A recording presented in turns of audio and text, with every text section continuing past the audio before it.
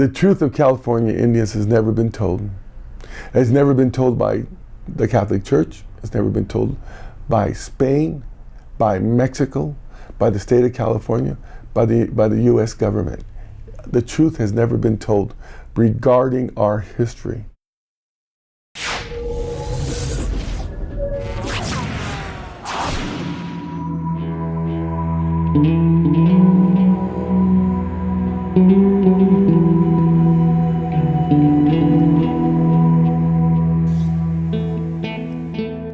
On September 23, 2015, a Franciscan missionary named Junipero Serra was canonized or sainted by Pope Francis in spite of the angry protest of Native Americans all across the United States.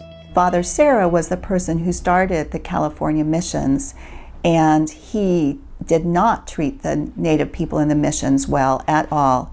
And so when Pope Francis decided to canonize him, and I believe it had been a process that had been worked on for many years by certain people in the United States, but when Pope Francis said that he would canonize Serra, that was like stabbing a huge, huge knife into people. Junipero Serra, founder of the first 9 Spanish missions in California, has been dead for more than 230 years. But in recent times, he became a lightning rod for Native peoples fed up with the glorification of historical European explorers, exploiters, colonizers, and settlers. For them, Serra was and still is a symbol of the centuries of slavery, genocide, and culturicide brought to indigenous peoples by European Christians in their quest for lands, resources, and worldwide domination.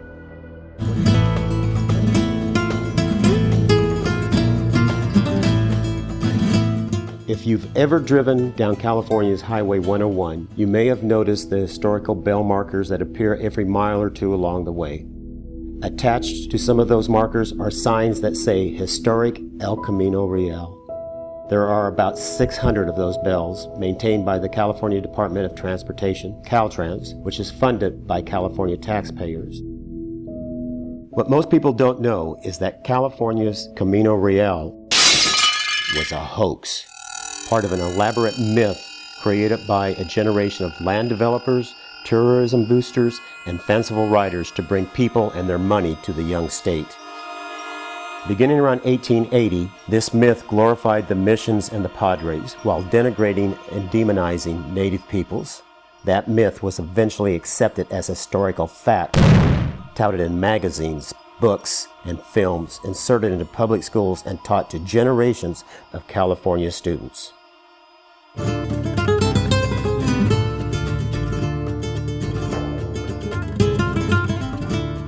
The mission myth, or hoax, evolved over a period of time and came to consist of 4 main parts.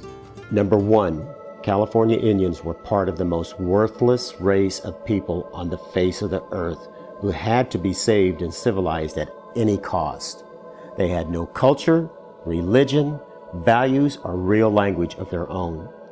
Number 2, under the heroic leadership of Father Serra, the courageous and selfless Spanish Franciscan friars successfully converted and civilized the lazy, dishonest Indians of California, who became willing and happy workers within the mission system. Number 3, the 21 missions were built in sequence from south to north, beginning in San Diego and ending in Sonoma. They were constructed a single day's journey apart in order to provide a comfortable way station for any non-Indian traveler that might pass that way. They were connected by a road built under Serra's supervision called El Camino Real, or the Royal Road. Number 4, California Mission Indians loved the priest who treated the natives only with kindness. Any discomfort or loss of native life was due to the inferior qualities of the Indians themselves. Only serious lawbreakers were ever punished. What you are about to hear and see are historical truths, truths told by dedicated researchers and authors and by descendants of the native peoples who experienced that history. For some people, this truth can hurt, but for others, it can heal.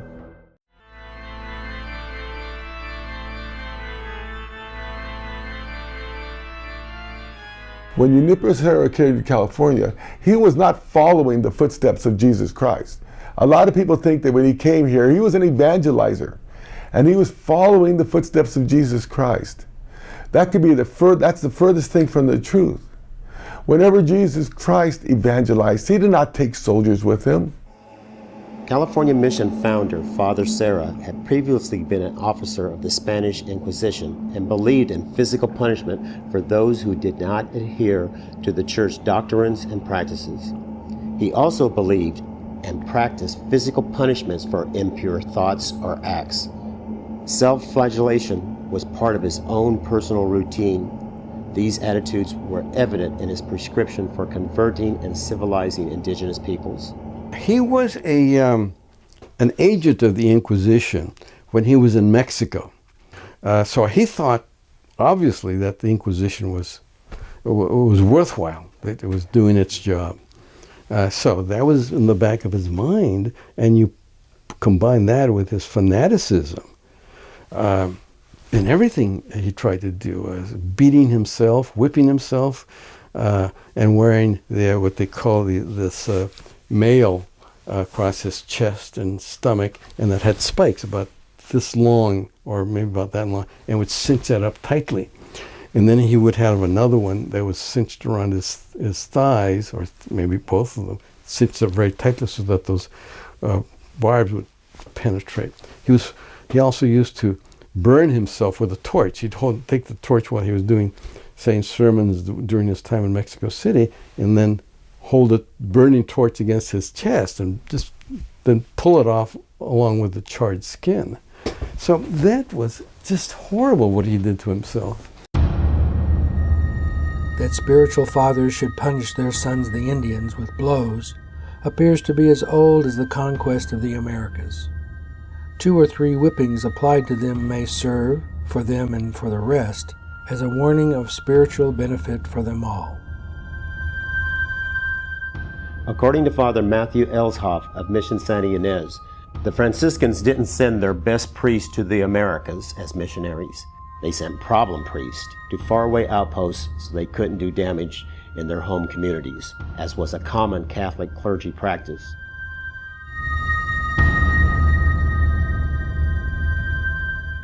When thinking about the 21 missions established by Spain in Alta California, you have to realize they weren't anything like Christian missions you think of today.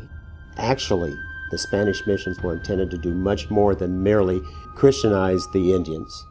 They were in fact outposts of the Spanish colonial empire, and the Indians merely the labor force needed to build and maintain those outposts.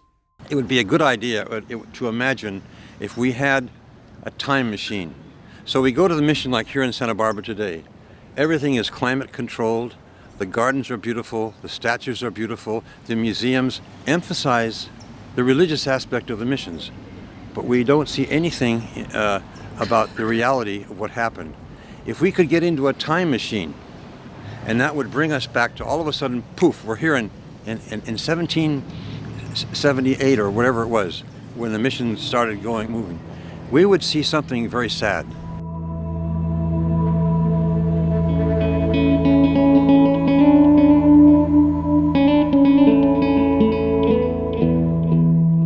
When indigenous people entered the mission community, they were first asked to repeat a statement that declared their belief in a strange religious system made in a foreign language they didn't understand.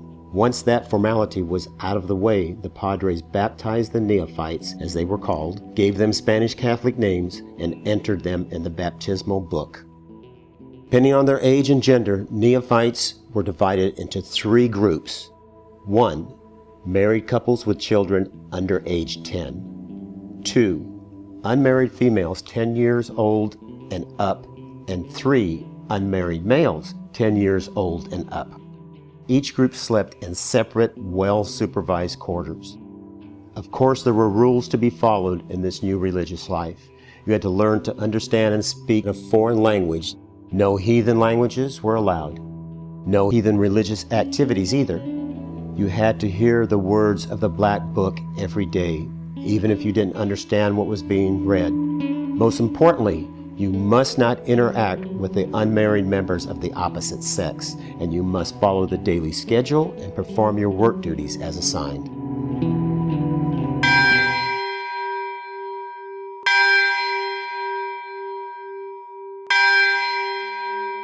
Daily life within a California mission was ruled by the bells. First morning bells signaled time for morning prayers while kneeling. The second bell signaled time for breakfast, made up of food you've never seen, food that will make you sick to your stomach. You must learn to like it, for that is all there is to eat. The third bell signaled time for work. Men and boys 10 and up made adobe bricks or plowed the fields or did a dozen other manual labor jobs. Women and girls 10 and older scrubbed floors, made clothes, prepared food, or did a dozen other manual labor jobs. The next bell signaled time for another gut-wrenching meal. Finally, time came for an afternoon rest. Then another bell signaled time for reading from the Black Book, even though you can't understand what's being said. Final bell, time for your separate beds. Ding dong, day in, day out.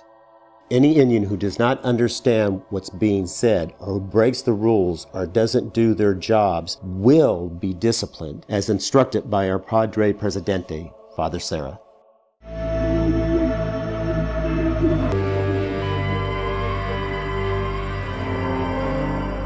In a letter to the commander of California's colonial soldiers, Serra wrote, If your lordship does not have shackles, with your permission, they may be sent from here. I think that punishment should last 1 month.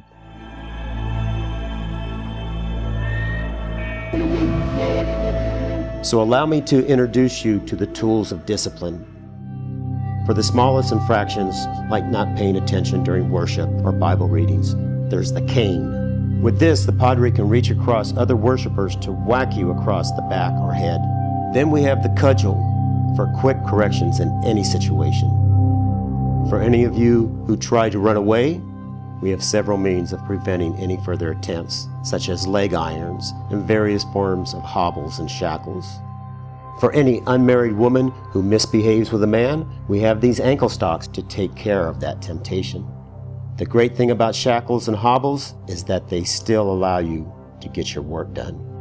The whip is another instrument of correction, which creates that painful spark towards repentance. But for those who tend to break the rules over and over again, there's a cat o' nine tails. In extreme cases, each of the 9 whips can be equipped with barbs that leave a long-lasting impression. The King of Spain has ordered that you neophytes can only be trained in the ways of civilization and religion for 10 years, and then you must be allowed to return to your home communities. But the king doesn't understand what you Indians are really like, so you will be staying here at the mission for the rest of your life to work for us without pay. And when you die from the filth, disease, malnutrition, or physical abuse, we'll just go out and round up more souls who need saving. The problem is with the Franciscans of that period is that they were part of the apparatus of the conquest. So it was the cross and the crown. Don't forget, the key word was domination. The friars and the soldiers dominated the Indians. They destroyed their religion. They destroyed their relationship to the land. They destroyed their culture. Everything, was destroyed. I found the writings of Mariano Payeras, and he was the last Spanish president of the missions. But this letter was I call it the smoking gun, because it's so important. And Payeras was very frank, did not hold anything back. In his letter, he said, all we have done for the Indians is to baptize them, administer the sacraments, and bury them. Says, we have wiped out the Indians. Well, that's a paraphrase, but that's what he said. And then he said, again paraphrasing, he said, in fact, it was a letter to his superior in Mexico City, and he wrote, we have to come up with an alibi that will defend us, because if not, because of the disappearance of all the Indians, he said, if we don't, we're going to get blamed for it, and we're going to be subjected to scandal and scorn. That is when the big lie of California Indians' history started. So what they, the story that they created to explain what happened in California is that the Indians came to the missions voluntarily, that they came to find a better life, that they came to learn agriculture, that they came to find God, and many other such reasons as that of why they came why Indians went to the missions. And when you look at the missions today, the history of the California Indians is not told there. As a matter of fact, it doesn't say that 19,421 Indians died at Mission San Juan Bautista. When you go to Santa Cruz, it says nothing, that life expectancy for the California Indians there was less than 2 years. All it wants to glorify is the architecture and how holy they are, etc. When I go to the California missions, all I feel is death. I very seldom go to missions because all I feel there is death.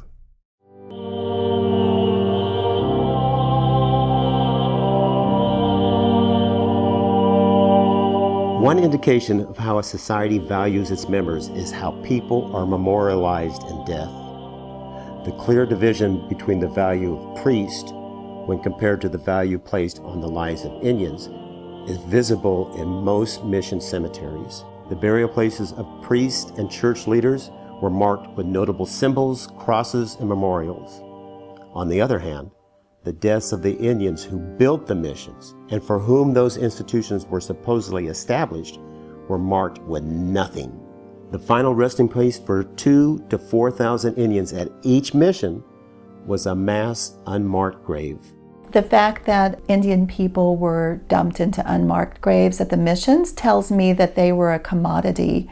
They were like a piece of machinery. They were worthless. They didn't have a soul. They had no purpose other than to do their job, and that was it. They weren't respected. They weren't seen as being human beings.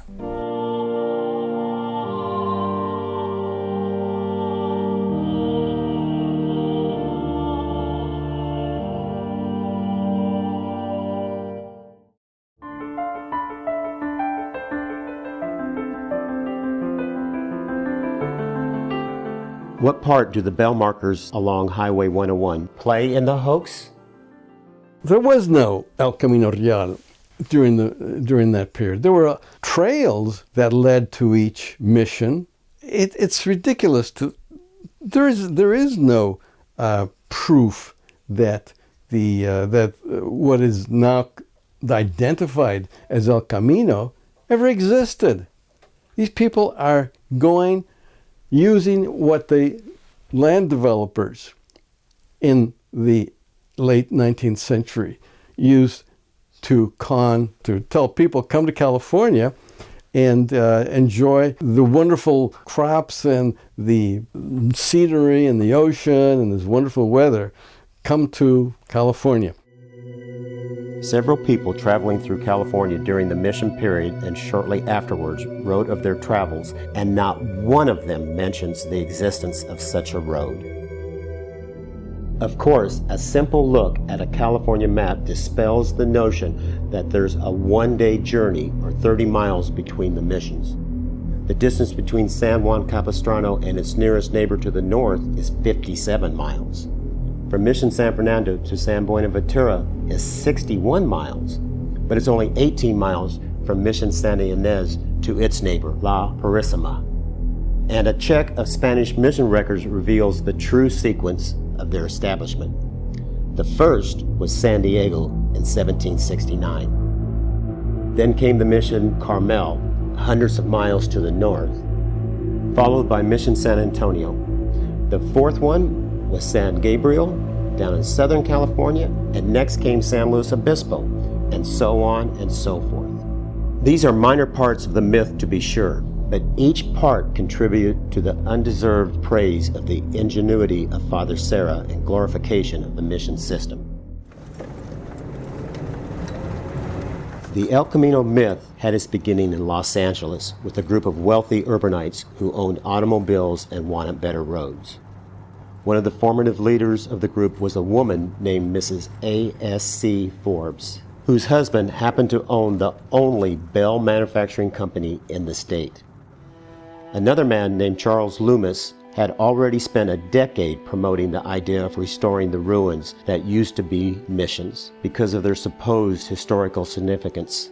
Combining a desire for better roads for the few who could afford cars with a desire to create a romantic history birthed the idea of restoring a road that never existed. Uniting those efforts was the campaign to erect mission bell markers along that byway. By the year 1910, the mission myth was thoroughly entrenched in the California mindset. So it was easy to convince the state legislature to fund the state's first highway, Highway 101, as the restoration for this glorious yet fictional feat of Spanish missionary engineering.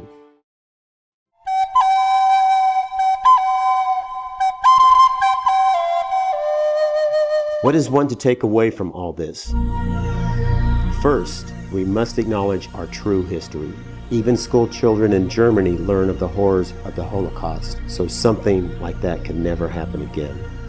Second, we need to realize that California's historic missions were more like concentration camps or slave plantations than they're like Christian missions you think of today. No one is blaming the mission staff or the people of the church today for what went on in the past. And finally, if you visit one of the missions, remember what kind of institution it was originally. Challenge teachers, history books, educational films, and mission tour guides when they repeat the hoax and espouse the myth. What I ask of all people, native and non-native, is that they insist that the true history of California be told. Don't allow that history that was told in our schools, the history that was told by state parks, by markers, by the Catholic Church, that false history. Don't allow that to continue. Insist that the true history be told.